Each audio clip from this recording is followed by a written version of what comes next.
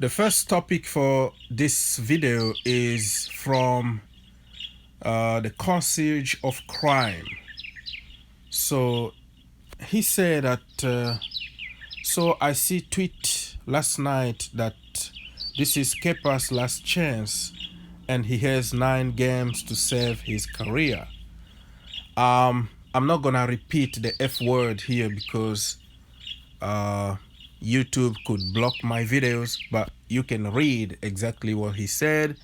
And he called people clowns, and he said that the agenda stops now, because you can't blame Kepa for what happened yesterday, and he's not to blame for the goal.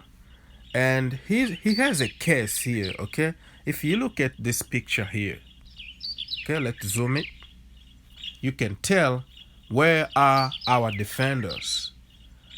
Where is Rudiger? Where is Christensen? Where is Aspilicueta? You know what I mean? Where is Marcos Alonso to help Kepa Arrizabalaga in this case? Kepa had no other choice. He had only few seconds to react and to defend himself against 4 players from Aston Villa. You can tell clearly in this picture here. Yeah, you could argue that if he was taller, he could have maybe just get the ball instead of powering the ball to the Aston Villa's player. But he's not tall enough. That is natural. Yes, I know that in the past, Kepa Arrizabalaga had some spaghetti wrists. The hands were very weak. We know all that. But in this case in particular, I don't see how you can blame Kepa Arrizabalaga. This is a Chelsea thing. It's been happening over and over during this season. Our defenders are not helping, but it doesn't excuse Kepa from everything. You know what I mean? In this case, 100% I agree with the guy here that Kepa is not to blame for this goal, but don't just defend Kepa 100% for anything that happened in the past and start calling people names just because of one action. So let's see the reaction here. This guy here, what is his name? Judith.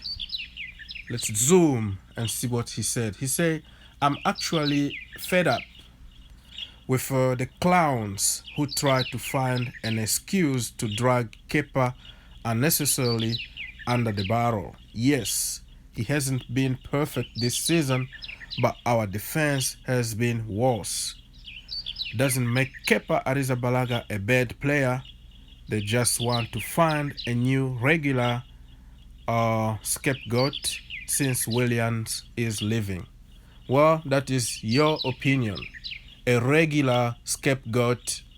I don't know what makes you say that. William, a scapegoat. I don't know. Nowadays, you can't tell the truth anymore. You can't criticize anybody anymore without people calling you names, calling you clowns, or calling you that you have agendas. In some cases, yes. But if a player needs to be criticized, hey, we pay our money to see those players perform, and we have also the right to say what we think, as long as we don't go over and start just expressing our agendas and our personal hate to the player. It's all fine for me. So calling people clown just because they criticized Kepa Arrizabalaga in the past, that is just not true, because in the past everybody knows that there were so many games that Kepa could have done better, but he didn't. So let's not just um, give Kepa a free pass just because of one action. But I understand what he's trying to say here. All right, so let's see. Yeah, so the same concierge of crime responded to the guy and say, the typical Kepa haters have been quiet this morning, probably afraid to get marked off for being a clown. Yeah, like I said, everybody that don't agree with certain people are called names. Okay? But hey, keep in mind we all have opinions and we need to be respected. As long as you keep it respectful and not just hate somebody for no reason. You know what I'm trying to say?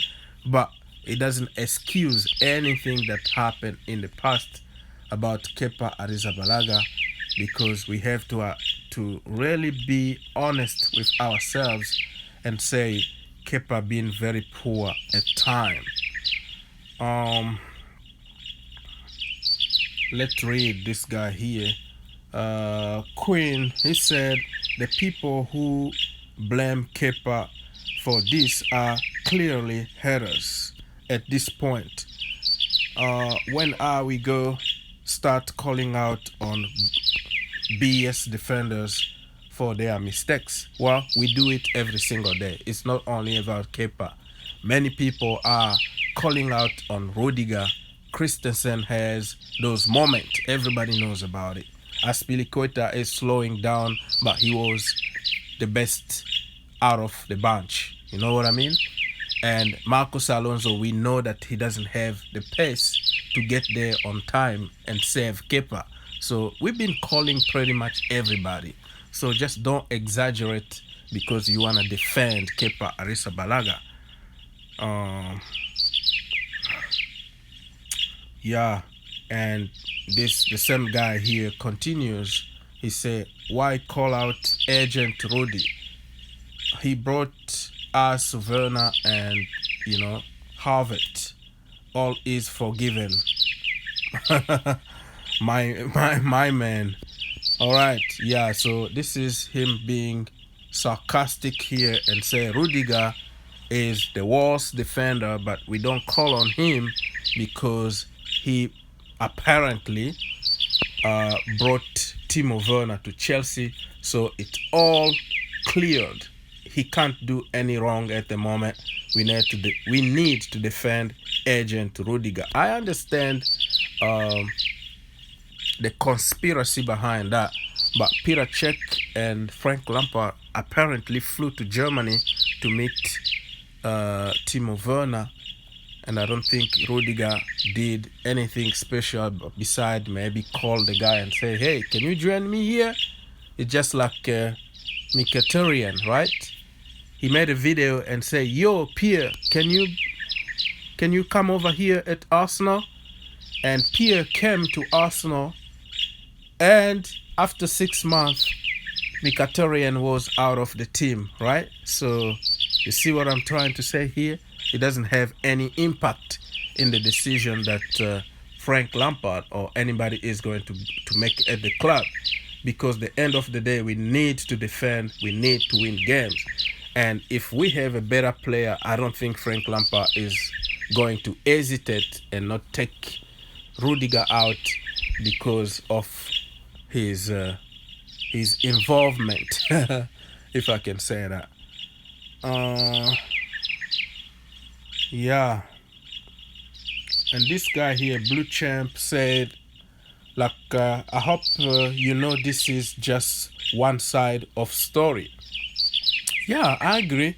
One side of story, because we all have agendas and we all are biased when we want to defend our idols or we want to destroy somebody that we don't like. So we're going to always find a red flag or something that can allow us to get on that guy.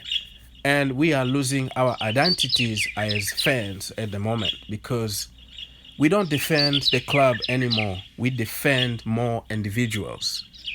The fan boys culture is taking over football, and that is sad. There is no true love for the club anymore, because a true fan is somebody who is going to defend the club at any cost, and even if that means his idol need to leave the club in order to help the team, he's going to accept it.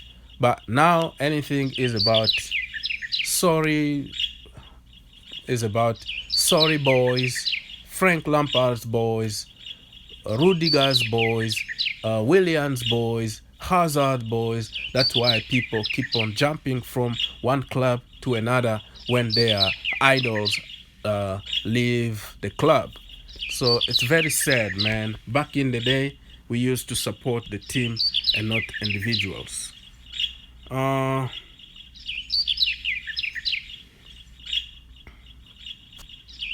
Yeah, so I mean, in this topic, really, I agree with the guy for, for what he said about Kepa not being helped, but it's just one action. And we can't take this as, as the gospel, as, oh, Kepa always does this and he's not helped. No, many times he's been helped, but also he's been making his own mistakes that have nothing to do with the defenders. So yeah, man, what else can we say?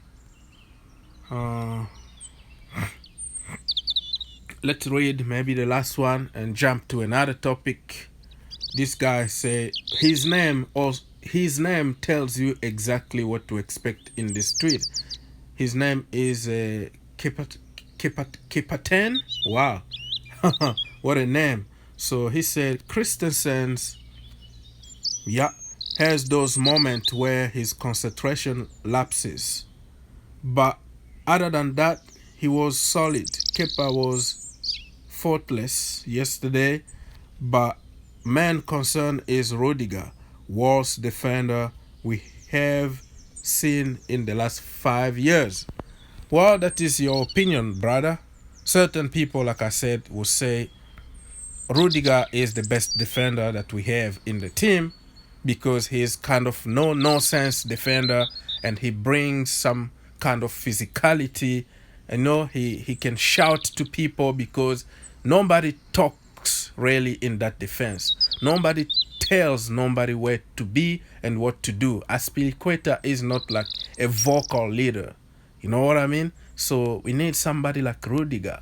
And there are people who will tell you Rudiger need to go. And you're going to find the Zuma fanboys who will just criticize everybody, who will criticize Christensen, who will criticize Tomori and everybody else just because they want to see Zuma play. So like I said, it's now about fanboys. It has nothing to do with the team anymore. We have just to recognize that we need a strong, commanding defender to put everybody together. Look what happened when Van Dijk came to Liverpool. Okay? Matip became one of the best. Everybody in that defense start performing because you have a leader who can command and tell people where to go and what to do. So that is missing. So I don't think Rudiger is that bad, or Christensen or Zuma, but they are just good defenders. We need an elite defender. We need a very good defender. We don't need a good one because we have many of them. Okay? You will be surprised if we have somebody like Koulibaly in that defense. You will see a difference. Everybody is going to get better because of that one element that's missing in that defense. So I think Frank Lampard knows exactly what's going on, and I'm not going to be surprised if we get Gabriel or Koulibaly or somebody else maybe that we don't pay too much attention, but that person is going to come there and complete the puzzle. And I promise you, next season we are not going to be conceding those stupid stupid goals as we've been doing this season. Keep faith and trust the process and see what's gonna happen. God bless you. think outside the box, support the team, and see you in the next one.